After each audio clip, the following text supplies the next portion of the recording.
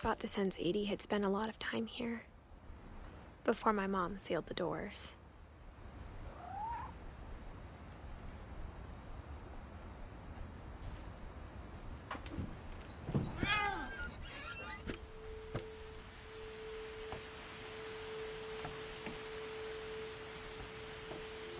This will be obvious later, but my mom never told me any of these stories.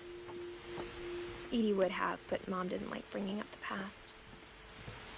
Though, when we adopted a stray kitten, she was the one who named it Molly.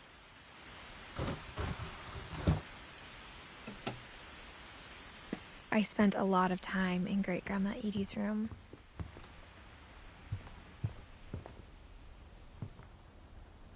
Her room was like a museum. For 500 years, the Finches have been famous throughout Norway for their fortune. And Odin Finch buries the latest victims of the family curse, his wife Ingeborg. On January 7th, 1937, he set sail with his family and his house, hoping to leave the curse behind. But 40-foot waves off the coast of Washington send the house and Odin to the bottom of the sea. Odin's daughter Edie, with husband Sven and baby Molly, step ashore on their new home, Orcas Island. Odin Finch is the first to be buried in the new family cemetery. His daughter Edie is already dreaming of a new Finch house.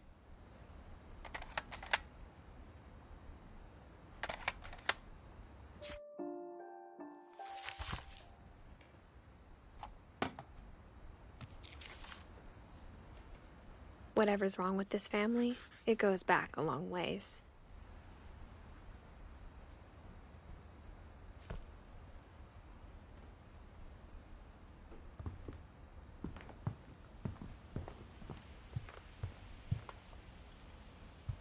Even in her 90s, sometimes Edie seemed a lot younger than my mother. When Edie told people Sven was killed by a dragon, she could also have said he was building a dragon-shaped slab. One summer, they evacuated the island, but Edie refused to go. For a few weeks, she was a celebrity. I hadn't thought of myself as Edith Jr. for a long... Edie gave a big interview about a mole man living under the Finch house. My mom was furious.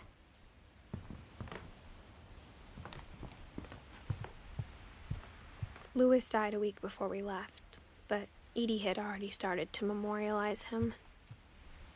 Great-Grandma had always been the family's biggest fan.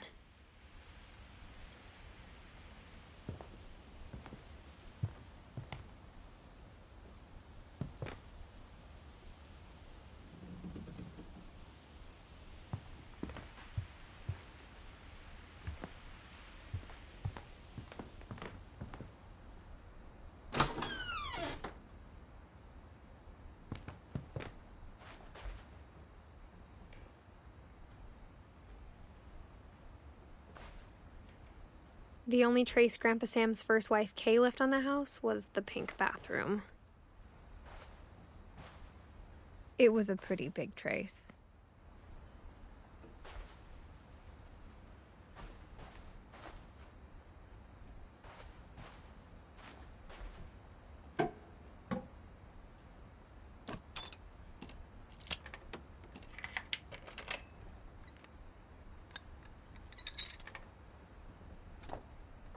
There's a secret in this bathroom.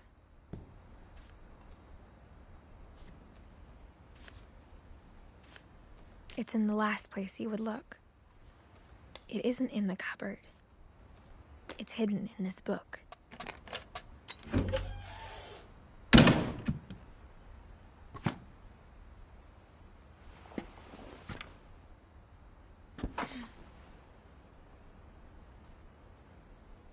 Sven gave Sam an old camera he'd refurbished.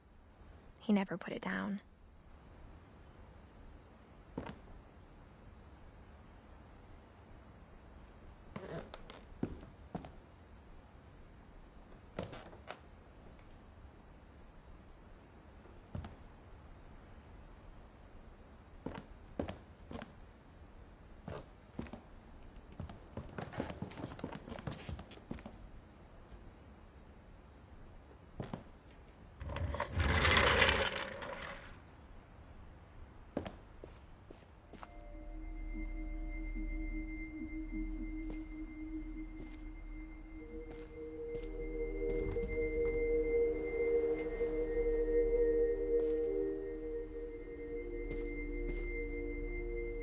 I knew Grandpa Sam had a twin,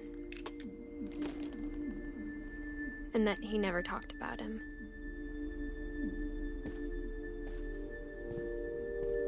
I guess my grandpa didn't like history any more than my mom did.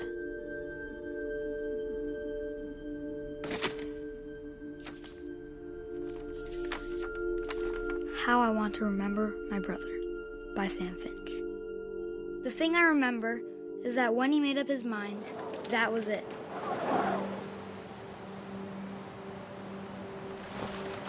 My brother said he'd die before he ate another mushroom, and he did.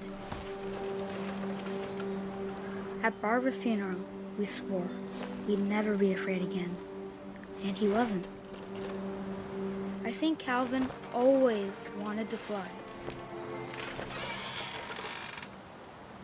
Sam! Calvin! Dinner's ready! Coming!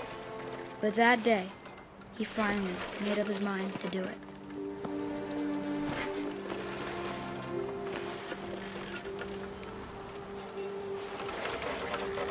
I told him going around was impossible.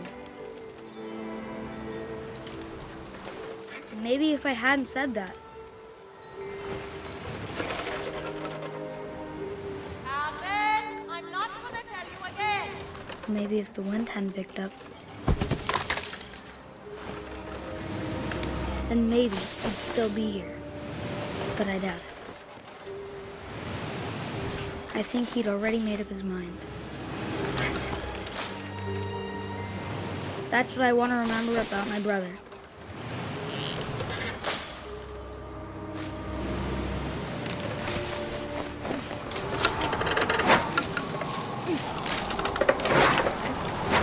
That's the day he made up his mind to fly. And he did.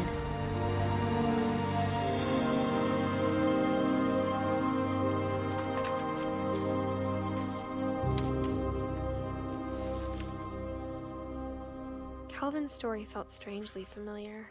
When I was younger, I remember trying to do the exact same thing.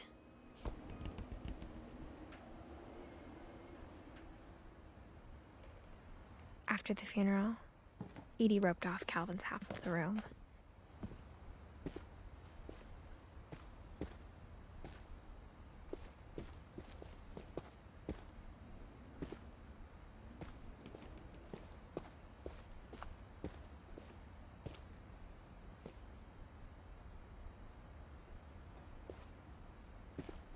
Mom said Grandpa Sam enlisted at 18 and never set foot in the room again.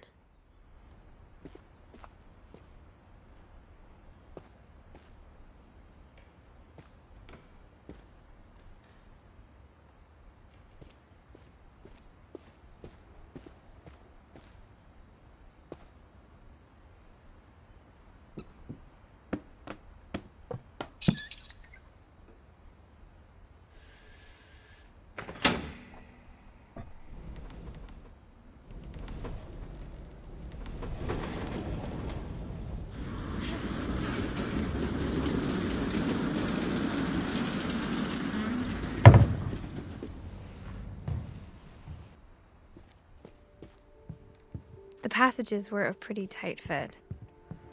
They'd obviously been built for smaller hands and bellies.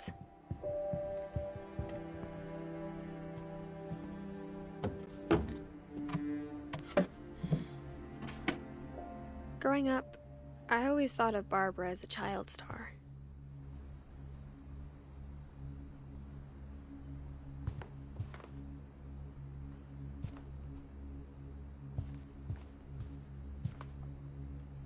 I never thought about how hard it must have been for her afterwards.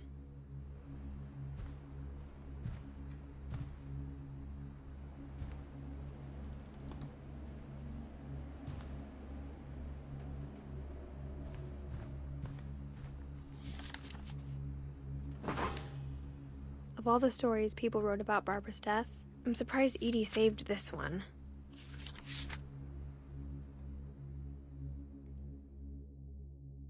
Old Jack here with another ghastly tale inspired by America's most unfortunate family.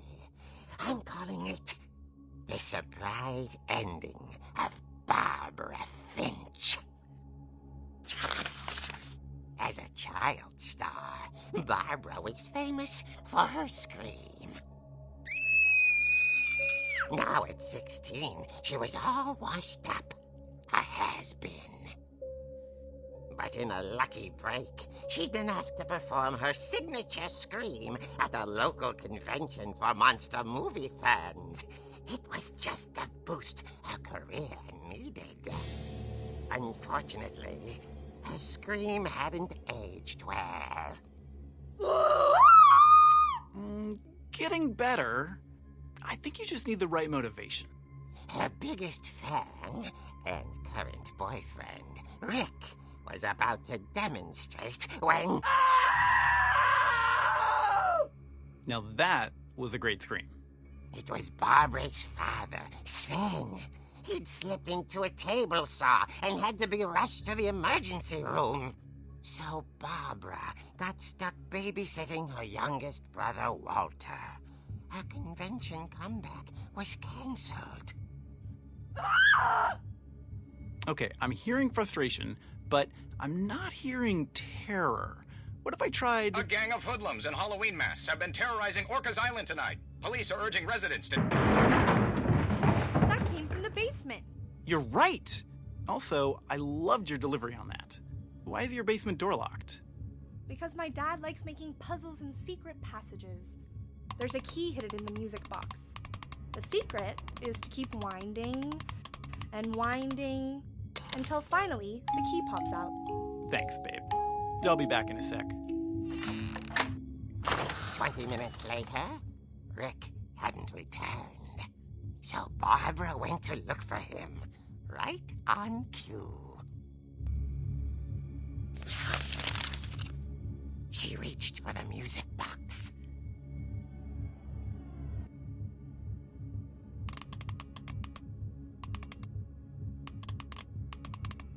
And as she wound the key, she listened for Rick, but the house was silent.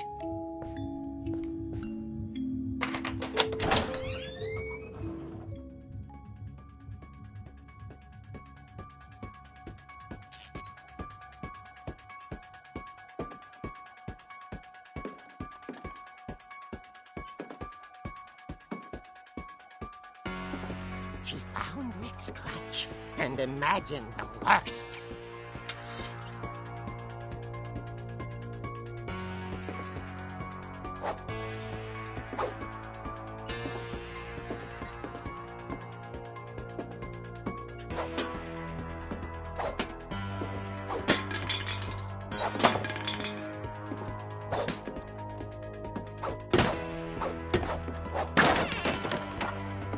The gang's leader is the infamous Hookman killer, Dr. Carl Hamill, who impaled and then ate his family 10 years ago tonight.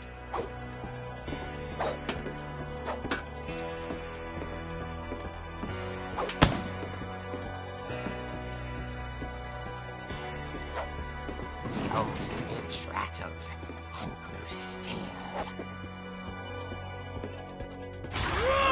Oh dear! Oh! Rick?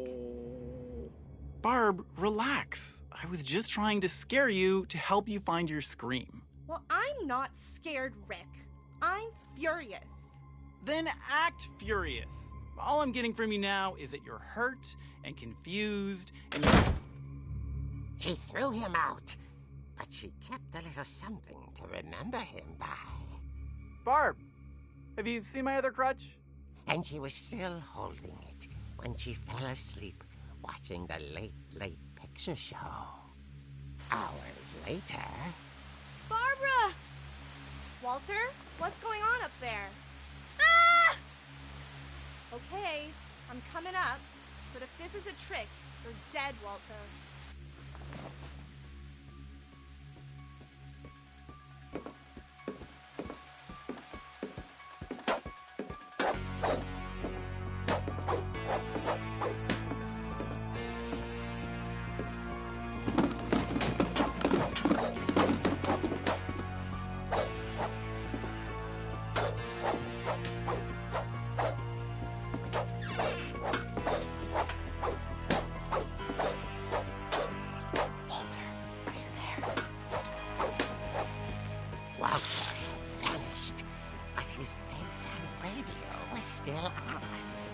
Orcas Island police describe the man as 6 feet tall, with a steel hook for a hand. Residents are urged to lock all doors and windows and notify the police of any suspicious activity. Barbara turned, saw the hook man, and was speechless. He was quite smashing. And who he was, he couldn't get enough of Barbara. Okay, Barbara, there's gotta be another way out of here. That night, she played her part beautifully.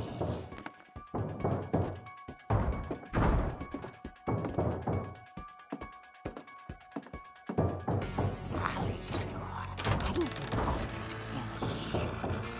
The hinges groaned.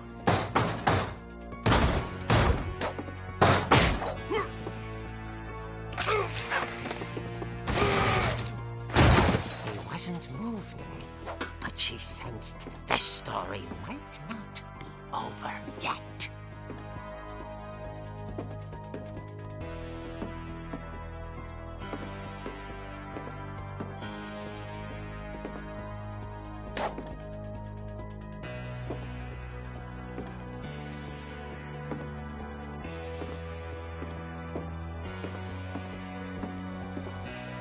The hookman had vanished. She listened for his breathing, but all she heard was...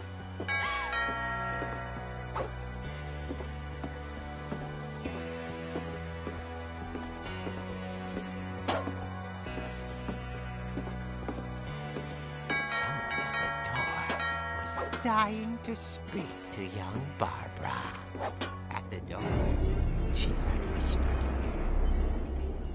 It was coming from inside the house.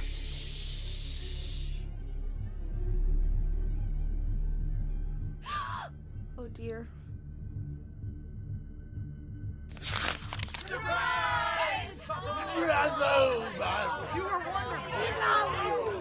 monsters had come to surprise her. For Barbara, it was a dream come true. Then she saw what kind of monsters they were, and she realized what was about to happen. She was going to be famous.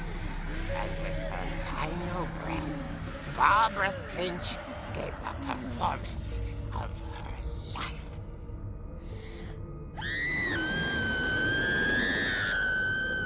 I wasn't there myself, but I hear Barbara was magnificent. Poor girl. She had a taste for stardom. But unfortunately, so did her fans. Of course, the police blamed it all on poor Rick, who disappeared the same night. And little Walter? Hiding under his bed the whole time. He took it all pretty hard, but that's another story. As for Barbara, tucked inside the music box was all they ever found of her. Her ear. Now that's what I call a real eerie tale.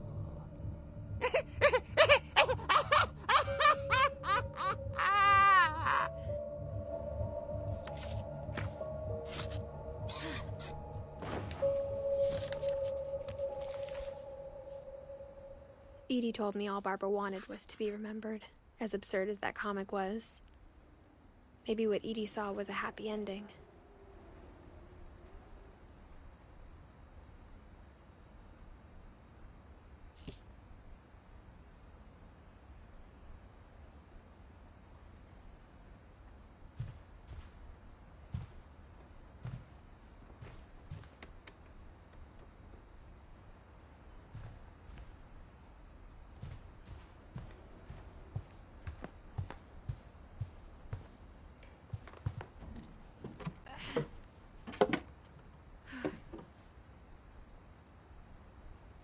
I guess now I know why Mom didn't like me playing with the music box.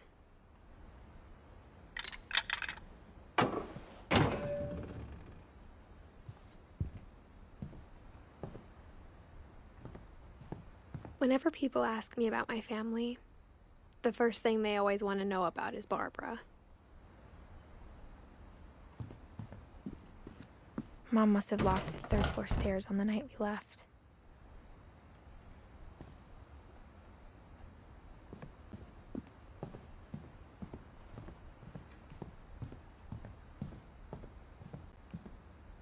It's funny. All those times I played with the music box and never found the basement key.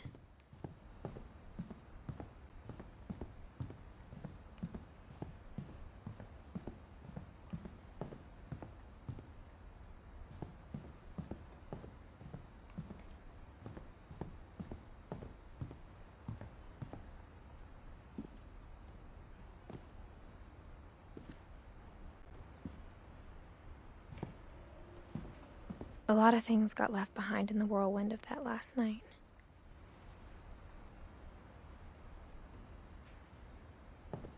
My mom wasn't much of an optimist, but she never stopped believing that my brother Milton was alive.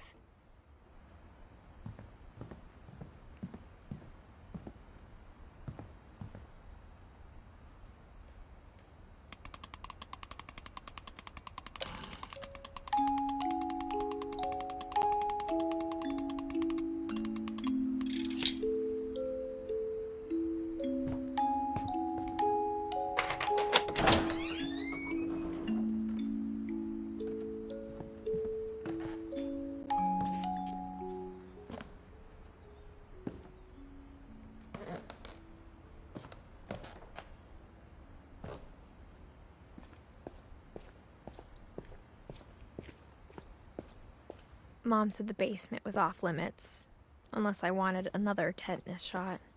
I saw Edie sneak down to the basement once, carrying packages. I thought maybe she was hiding presents. It turned out she was hiding a lot more than that.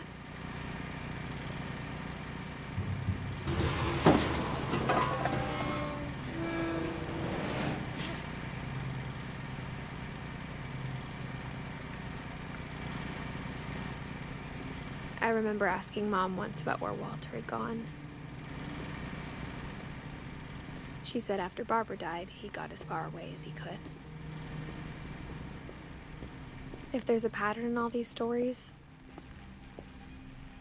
I think it's that none of us has gotten very far.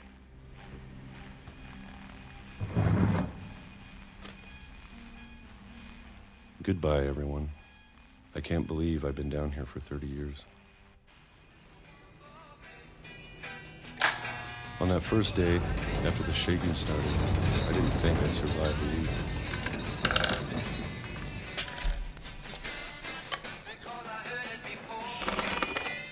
But after a few days, I settled into a routine.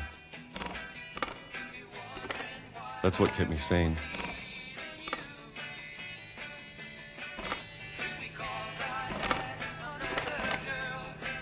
Having a schedule, living for today.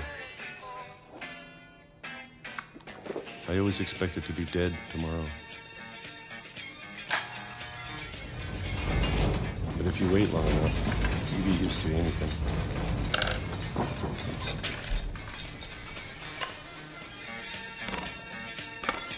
Even a monster on the other side of the door starts to feel normal. Almost friendly.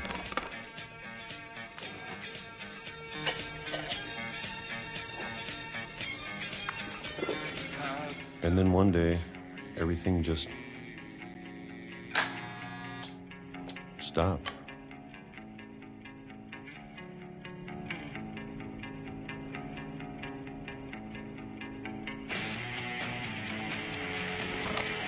Whatever that thing was, it was gone. Maybe it got tired of waiting. Or maybe I just got tired of being afraid.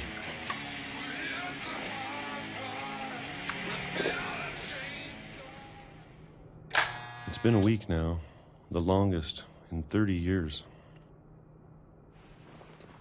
I'm done waiting.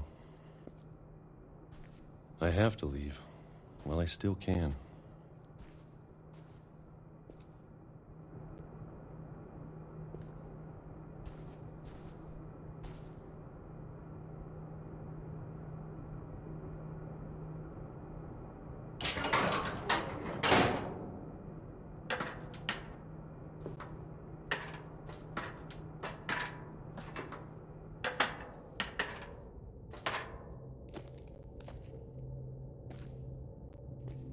I know it's out there, somewhere.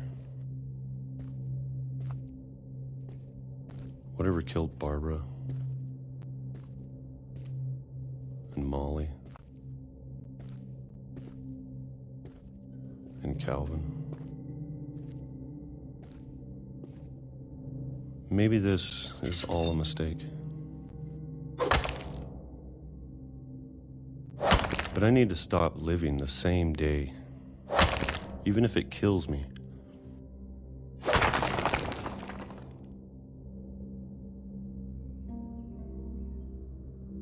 Whatever's out there, I want you to know I'm ready for it.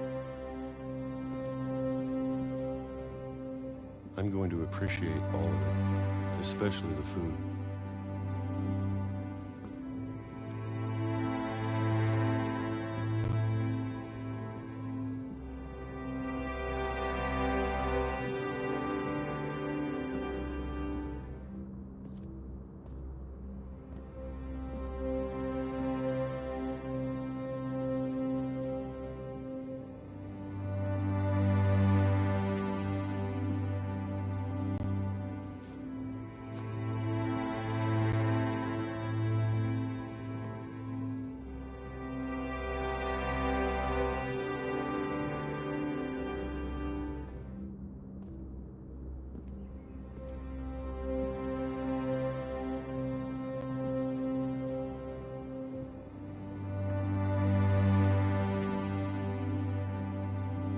I don't mind if I only have a year left. Or a month. Or a single week. I'd be happy with one new day. I can already imagine the sun on my face.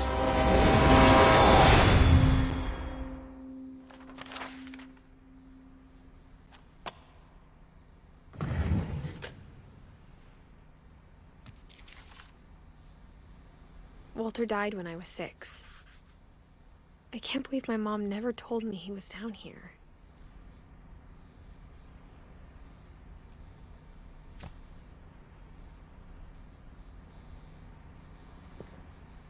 I'm sure my mom was trying to protect me.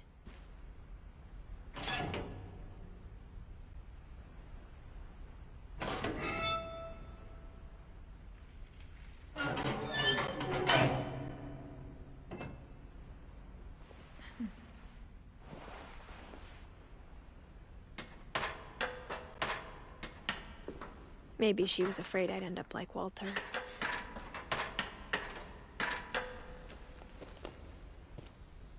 But if she never told me about an uncle under the house,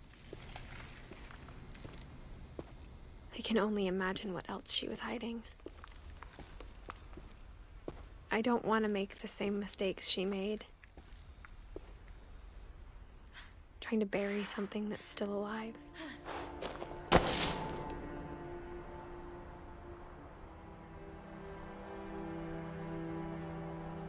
Now that there's only one of us left, or maybe 2,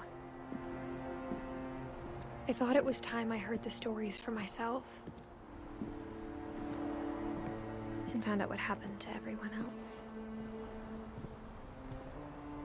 But now I'm worried the stories themselves might be the problem.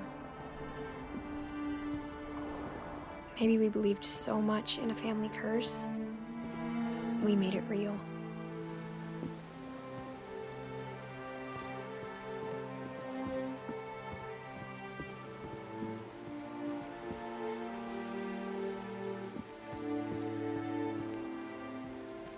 I don't know if I should even be writing this.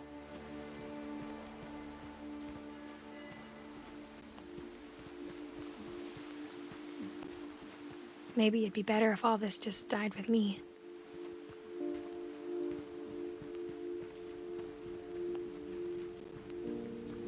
But I thought you should know about your family.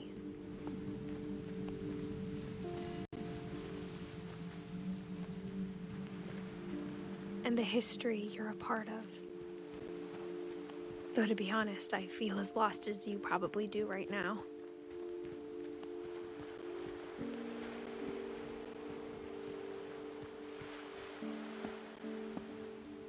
I think the people in these stories believed them, for what that's worth.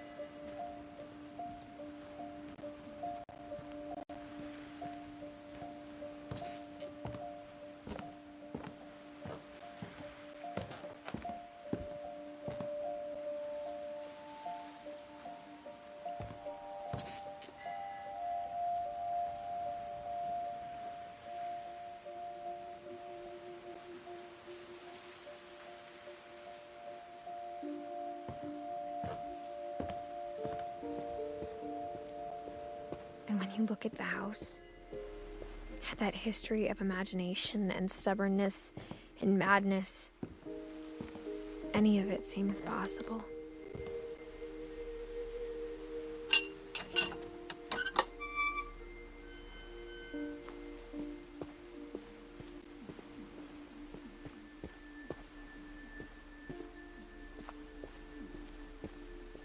I think we've been surrounded by death for so long, we've just gotten used to it. What kind of family finishes building a cemetery before starting the house?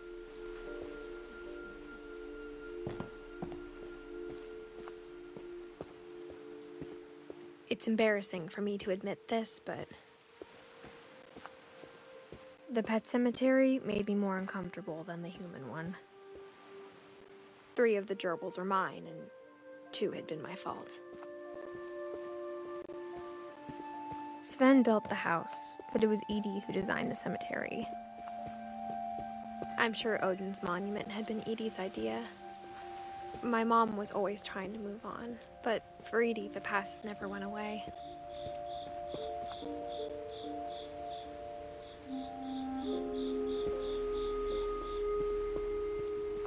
She could see it poking out of the water at low tide.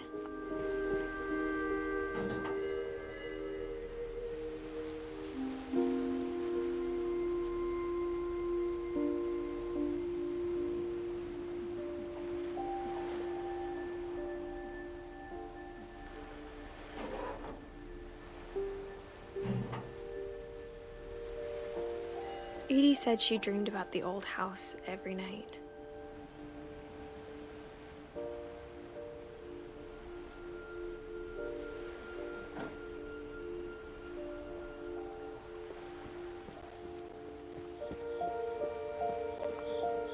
Edie's side was always easier for me to understand. But the older I get, the more I can see where my mom was coming from.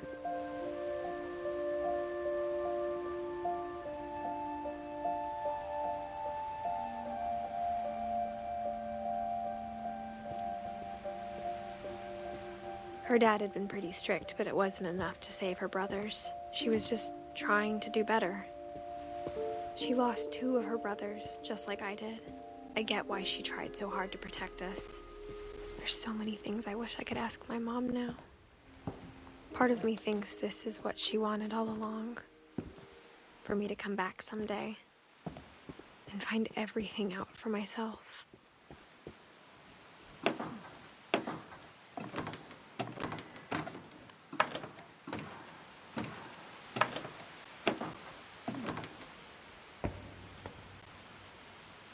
But looking back on it now,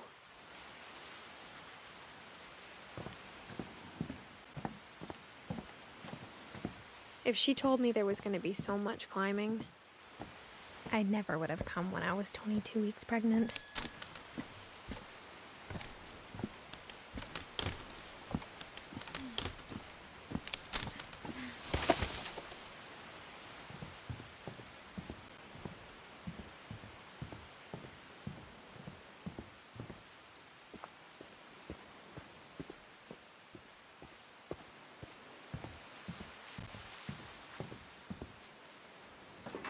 I never met Grandpa Sam, but I think he and my mom had a lot in common.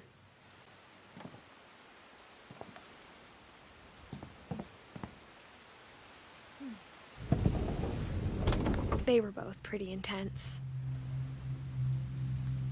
Sam spent his life shooting photos, but Mom said he got nervous being in front of the camera. I guess we're all afraid of something.